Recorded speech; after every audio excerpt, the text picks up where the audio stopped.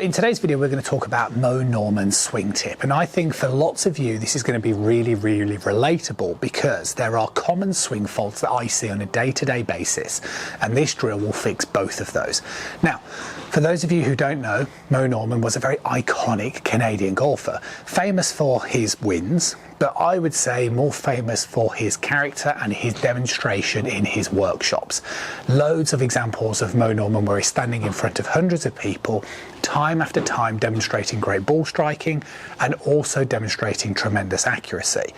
The reason why I like referencing Mo Norman a lot on this channel is because I think he's relatable, that he got these wins through accuracy and good ball striking, not through distance. So therefore I think it's a bit more achievable for amateur golfers to be trying to follow.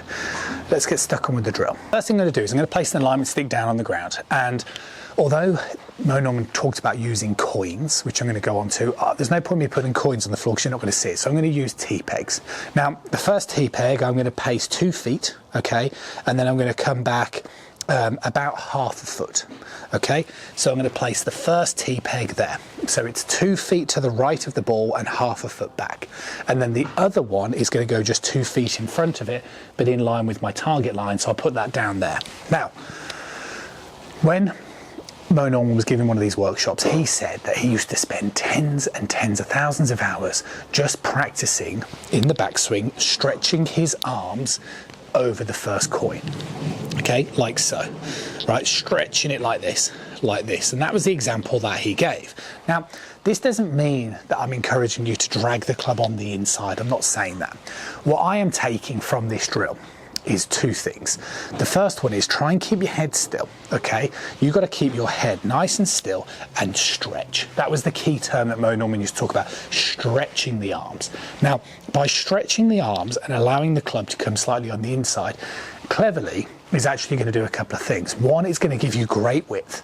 So the problem that I see with so many amateurs is they do things like lift their arms up, or they start excessively bending their arms in the backswing position, so you get really stuck. Keeping this idea of stretching is going to encourage you to feel what's known as like an extensor force going through your arms, which is something that we need, like so. So the way I'm really straightening my arms in this backswing position, and you're only going to get that sense of stretch if you keep your head still. You see, if I move my head, I'm not going to get that sense of pushing and straightening. Keeping my head still and straightening my arms as I take it back, that's why I think this exercise, and particularly the first coin, is such a good feeling. On to the next one. Mo Norman always used to talk about as well, keeping the club low to the ground here. So he literally demonstrated this kind of motion, like so, and then this kind of motion here. Now, why is this coin towards the left of me so important? Well, again, twofold. One, your arms have to stay straight, okay? So see the way, again, I'm straightening my arms at this point in time. The second one is it's encouraging great chest rotation. So for me to be able to keep that club low to the ground, see the way I've got to keep my chest turning down. And again, I keep my head still to get that stretch. And all of a sudden, you've got a good feeling of head still, stretch, back, head still, stretch, through. And getting that feeling of continuing that club moving as low to the ground as possible, see where I am here, is going to give you that sort of similar look that we saw, which was so iconic with Mo Norman time and time again. So we are not trying to copy his swing entirely. I'm not saying that. I don't think that would be a great idea to mimic it entirely. But what we can do, and what I like to do on this channel, is take extracts of what these great golfers fundamentally built their swing around. And what is so logical is to build your swing around the bottom part. So get the basics right, get the takeaway, get your arms straight in that early part of that backswing. Keep that club low to the ground to give you the best chance of good contact. You don't want it coming chopping down and up. That's going to give you inconsistency.